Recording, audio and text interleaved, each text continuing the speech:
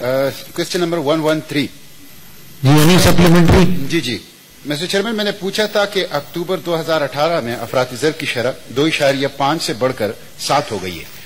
तो जवाब मुझे दिया गया है कि ऐसा ही है, और फिर यह भी बताया गया है कि इन्फ्लेशन रेट जो अक्टूबर 2018 में था वो 3.8 था, और अक्टूबर 2017 में जो था, और 2018 में तकरीबन 7 था।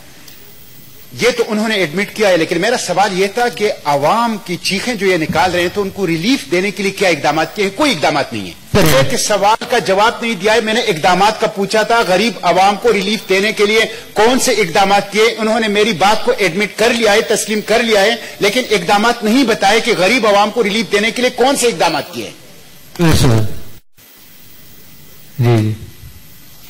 जी, हमारा एक कॉम्प्रिहेंसिव पॉवर्टी एलिविएशन प्रोग्राम जो एहसास है वो हमने लॉन्च किया है, जिसके अंदर पॉवर्टी एलिविएशन भी है, बेनजीर इनकम सपोर्ट प्रोग्राम को भी उसके साथ क्लब किया गया है, सेहत इंसाफ कार्ड को की स्कीम को इन्हांस किया गया है, और अब हम हाउसिंग की स्कीम जो है वो शुरू कर रहे हैं। कंसेशनल लोन्स की स्कीम जो है उसके ऊपर काम हो रहा है, और मेरा ख्याल है अगले कैबिनेट में जो नौजवान यूथ है हमारी, उसके लिए भी कंसेशनल लोन प्रोग्राम्स के हवाले से बात थी।